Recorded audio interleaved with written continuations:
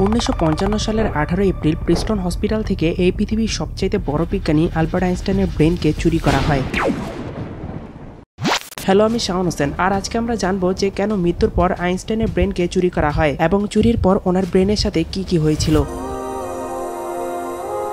নিঃসন্দেহে আইনস্টাইন এই পৃথিবীর সবচেয়ে সেরা বিজ্ঞানীদের মধ্যে অন্যতম। তিনি ওনার থিওরি অফ রিলেটিভিটি এবং ফটো ইলেকট্রিসিটির গবেষণার জন্য সর্বাধিক জনপ্রিয় এবং তিনি তার জন্য নোবেলও পেয়েছেন। এমনকি তিনি অনেক ম্যাথমেটিক্যাল ক্যালকুলেশন যেগুলো আমাদের চিন্তারও বাইরে সেগুলোকে খুবই ইজিলি সলভ করতে পারতেন। ওনার এই অসাধারণ চিন্তার কারণে মানুষ মনে করতেন যে ওনার কাছে হয়তো কোনো সুপার ব্রেন আছে। আর মানুষের এই চিন্তা ভাবনা আইনস্টাইন আগেই বুঝতে পেরেছিলেন। তিনি জানতেন যে ওনার মৃত্যুর পর ওনার ব্রেন নিয়ে গবেষণা করা হবে, কিন্তু তিনি এটি একদমই চাইতেন না। তাই তিনি মৃত্যুর আগে বলে গিয়েছিলেন যে মৃত্যুর পর ওনার দেহটিকে যেন জ্বালিয়ে দেওয়া হয়। কিন্তু দুঃখের বিষয় হলো ওনার এই শেষ ইচ্ছেটাও পূরণ হতে পারেনি। 1955 সালে 18 এপ্রিল প্রিস্টন হসপিটালে আইনস্টাইন তার শেষ নিঃশ্বাস ত্যাগ করেন। হসপিটালের কোনো একটি রুমের বিছানায় আইনস্টাইনের মৃতদেহ পড়েছিল। আইনস্টাইনের মৃত্যুর কিছুক্ষণ পরে মৃত্যুর কারণ জানার জন্য ওই রুমে একজন ডক্টর আসেন, যার নাম ছিল ডক্টর থমাস হার্ভে।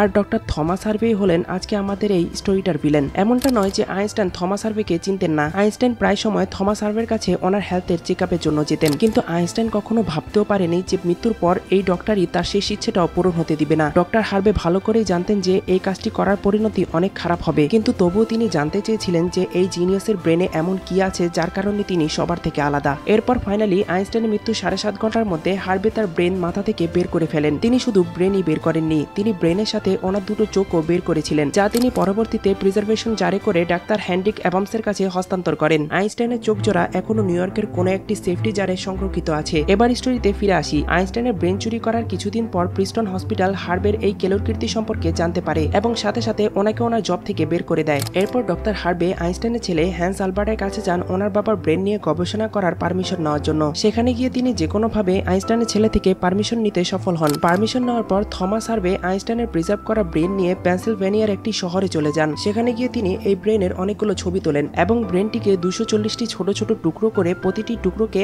আলাদা আলাদা জারে প্রিজার্ভ করে ওনার বেসমেন্টে লুকিয়ে রাখেন। এই বিষয়টা নিয়ে হার্ভের ওনার বউয়ের সাথে প্রায় সময় ঝগড়া হতো। একবার ঝগড়া এতটাই বেড়ে গিয়েছিল যে তারা তালাক নিয়ে নেয়। তালাক নেওয়ার পর ডক্টর হার্ভে ব্রেনটিকে নিয়ে ক্যান্সার শহর উইচিটা চলে যান। সেখানে গিয়ে তিনি একটি বায়োলজিক্যাল টেস্টিং ল্যাবে একজন মেডিকেল সুপারভাইজারের কাজ করেন। কাজ শেষে অবসর সময় তিনি আইনস্টাইনের ব্রেন নিয়ে খুব রিসার্চ করার চেষ্টা করতেন। কিন্তু কথায় আছে বাকরখানি আলাকে রুটি তৈরি করতে দিলে রুটি তো ছোট হবেই। তেমনি ডক্টর হার্ভে ছিলেন একজন প্যাথিওলজিস্ট, অর্থাৎ তিনি শুধু প্রাণীদের বিভিন্ন রোগ রক্ষণ এবং এগুলো প্রতিকার নিয়ে কাজ করতেন। ব্রেন নিয়ে গবেষণা করার কোনো অভিজ্ঞতাই ওনার ছিল না। তাই বছরের পর বছর ব্রেনটি নিয়ে গবেষণা করার পরও তিনি তেমন কিছুই জানতে পারলেন না। এরপর তিনি একটি ভালো সিদ্ধান্ত নেন। তিনি ডিসাইড করেন যে তিনি আইনস্টাইনের ব্রেনের এই 240টি টুকরোকে দুনিয়ার সব থেকে বেস্ট কিছু প্যাথোলজিস্টের কাছে পাঠিয়ে দেবেন গবেষণার জন্য। তারপর যেমন ভাবনা তেমন কাজ। তিনি ব্রেনের এই 240টি টুকরোকে পাঠিয়ে দেন। 1955 সাল থেকে 1985 সাল পর্যন্ত দীর্ঘ 30 বছর গবেষণা করার পর প্রথমবার আইনস্টাইনের ব্রেনের উপর একটি স্টাডি পাবলিশ করা হয়। এরপর আগামী 28 বছর বিভিন্ন নিউরোপ্যাথোলজিস্ট ওনার ব্রেনের উপর আরো অনেকগুলো রিসার্চ পেপার পাবলিশ করেন। এই রিসার্চ পেপারের কারণে আইনস্টাইনের ব্রেনের অনেক অজানা রহস্য উন্মোচন হয়। এই রিসার্চ পেপারগুলোর মাধ্যমে জানা যায় আইনস্টাইনের ব্রেন অন্যান্য সাধারণ মানুষের থেকে একটু ছোট ছিল।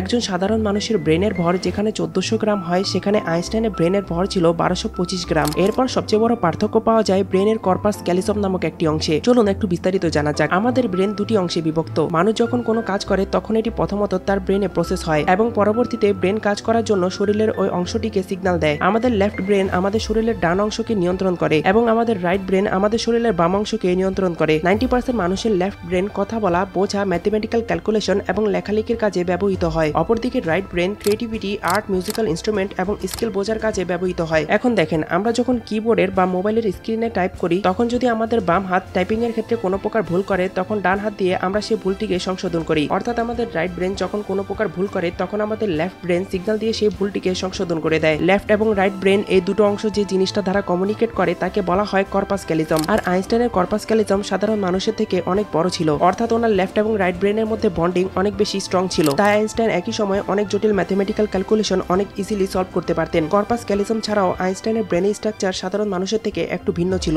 আর রিসার্চাররা মনে করেন এই কারণে আইনস্টাইনের ব্রেনের নিউরন নিউরনের ফ্লো অনেক ভালো ছিল। নিউরনের ভালো ফ্লো হওয়ার কারণে আইনস্টাইনের ম্যাথমেটিক্যাল ক্যালকুলেশনের পাওয়ার অনেক বেশি ছিল। আলবার্ট আইনস্টাইন কমপ্লেক্স ক্যালকুলেশনগুলোকে খাতা কলম ছাড়াই শুধুমাত্র ইমাজিনেশনের মাধ্যমে ব্রেইনে সলভ করতে পারতেন। মানুষের বয়স বাড়ার সাথে সাথে তার চিন্তা শক্তিও কমে যায়, কিন্তু আইনস্টাইনের ক্ষেত্রে ব্যাপারটা ভিন্ন ছিল। রিসার্চের মাধ্যমে জানা যায় আইনস্টাইনের ব্রেন আসল বয়সের থেকে কম বয়স নির্দেশ করত, অর্থাৎ তার ব্রেন তার বয়স থেকে আরো কম বয়সীদের ব্রেনের মতো আচরণ করত। আর এই কারণেই হয়তো বৃদ্ধ বয়সেও তিনি তার অনেকগুলো আবিষ্কার পাবলিশ করে গেছেন। আইনস্টাইনের ব্রেনের 46টি স্লাইড এখনো দ্য মার্টার মিউজিয়ামে আছে। 2007 সালে আইনস্টাইনের ব্রেন চুরি করা ডক্টর থমাস হার্ভে মৃত্যুবরণ করেন, কিন্তু শুধুমাত্র একটা মানুষের থট প্রসেসকে জানার জন্য ওনার শেষ ইচ্ছেটি পূরণ না করে ওনার মস্তিষ্ক নিয়ে এই খেলাটা কি উচিত হয়েছে তা অবশ্যই কমেন্টে জানাবেন।